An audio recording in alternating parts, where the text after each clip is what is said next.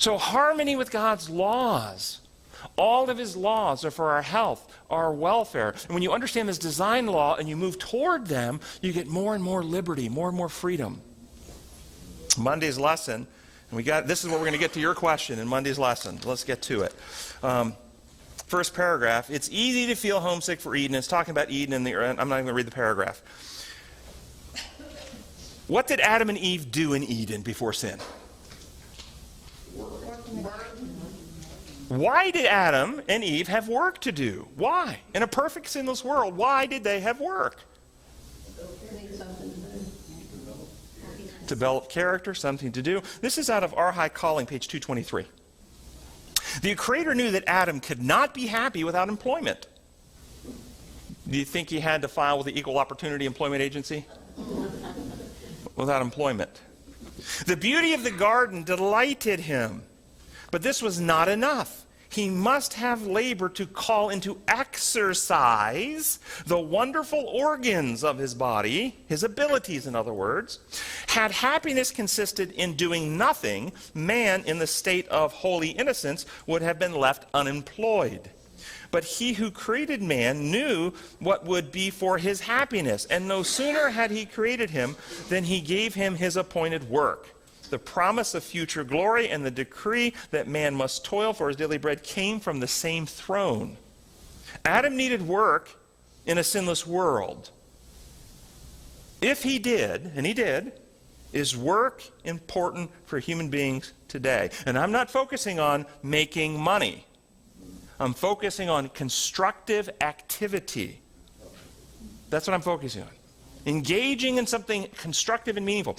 What does it do to the human being to not have any industry, any productivity, nothing for them to invest their abilities in? What does it do to a person if we put him in that place? Does it uplift a person or degrade a person to have nothing to invest their abilities and constructively into?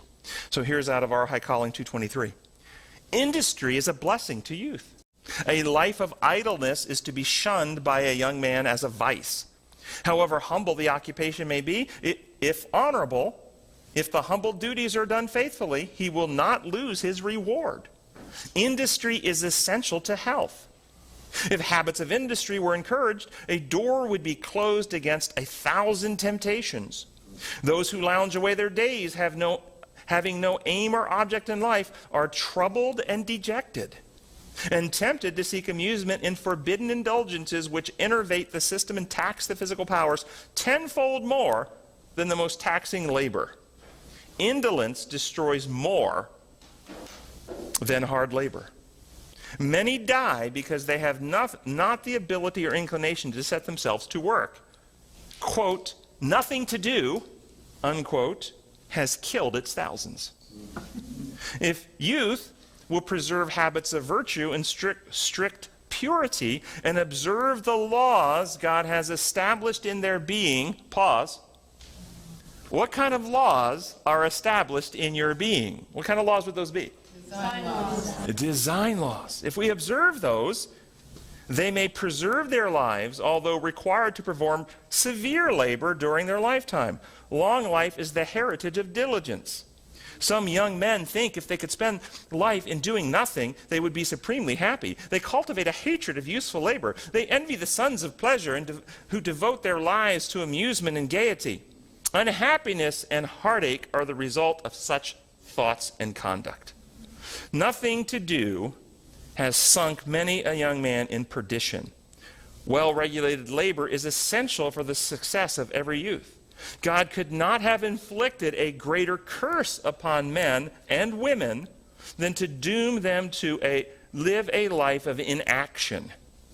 Hear that, folks.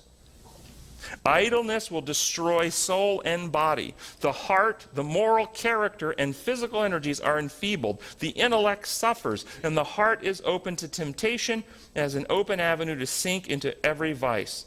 The indolent man tempts the devil to tempt him. Do you agree or disagree? It's Our High Calling, page 222. Do you agree or disagree? Now, if you want, think this through with me now. Take the truths, understanding the design laws, understanding the benefit of what it does to a person to be able to engage themselves in something useful and industrious. If you want to demoralize a person, if you want to destroy their dignity, if you want to undermine their God-given individuality, what might you do to them? Isolation. Might you seek policies to take useful labor away from capable people and give them government handouts? Declaring them disabled. Perhaps telling society that every person deserves the government to provide their sustenance. Give them money, phones, houses, food, but require no useful labor, no investment from them. And we're talking again here about capable people. We're not talking about people who have actual physical or mental handicaps that impair them. We're talking about people who are capable only here. So don't misconstrue what I'm saying.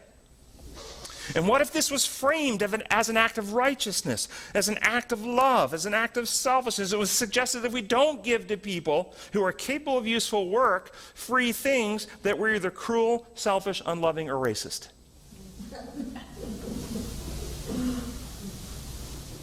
Do you think I'm making this up? When the Bible speaks of taking care of the less fortunate, the widow, the orphan, is it speaking of making them helpless dependents of the state, or of giving them the opportunity for growth, for development of character, for restoration of their dignity, for the growth of their individuality as children of God? What's it speaking of? When Naomi and Ruth, the widows, needed food, how did they get their food needs met? Cleaning the field. It was free. They weren't charged for it. They didn't have to buy it, but did they have to go out and work for it? Yes. Get your mind around that, folks. Get your mind around that. Does it have a different impact on a person if they're contributing to their own welfare, if they're capable? Yes, it does. It destroys the dignity of a human being to put them in a position when they're capable and not let them contribute. Do you see Paul's injunction? 2 Thessalonians 3:10, not my words, Paul's words. If a man will not work, he shall not eat. Is that, so your question, do you see a man beside the road with a sign, hungry or whatever?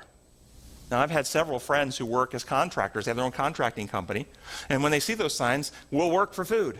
They'll stop and say, great, I've got a house over here. I just need somebody to take all the garbage, carry it to the street, and put it in the dumpster for me. You come do that. I'll get you a great meal at the end of the day. 0 people have ever taken that. None have ever said, okay, great, thank you. Love to do that. 0. What does that tell you about their sign, we'll work for food? It's a fraud. It's a lie. It's designed to make you feel.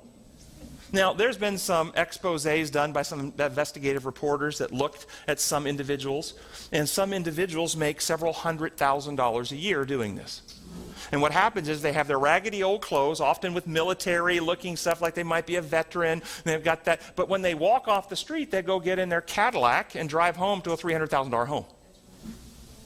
That happens. You see, in our society, I will tell you, in Chattanooga, there's a food bank.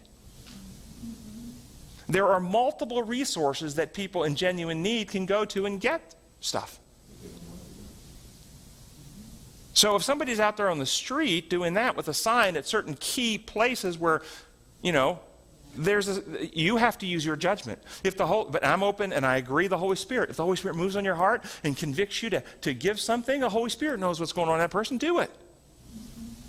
Do it. But we, each one, have to make a judgment in those circumstances. And there are times when I've known people who have been impressed to help somebody, and they helped that person, and it turned out this person was in really need. So yes, I'm not suggesting we close, but we can't make a cookie-cutter rule that we help every person with a sign, or we don't help every person with a sign. We have to be sensitive and thoughtful and willing to make a decision with the insight we have and the way the Spirit leads. Back in the corner. I was just going to say, it's also something you can do fearlessly in helping someone. Just if you do something out of love and it's a mistake, it's not like it's a sin. That's right. Unless again, they don't want food, they want money. Now, you're not sinning because you're doing a good act. But how about if they want money to go buy cocaine? Are you actually helping the person or hurting them? So even though your intentions are good, good intentions can actually result in more harm if it's going to be used in bad ways. You had a hand up. In the academy, there was a course that we took as freshmen. I think it was called Youth Principles. I don't remember. It's mostly from quotations from Mrs. White.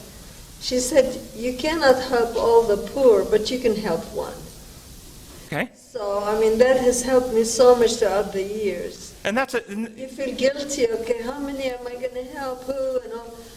If you can't choose, at least choose one. yes, and so this is another thought. Instead of helping the person beside the street with the sign because you don't know, there are plenty of people you can actually vet, know, read, and because your resources are limited. You can't help every person in the city, can you? But you can exactly find people you know are in genuine need and help them with their resources.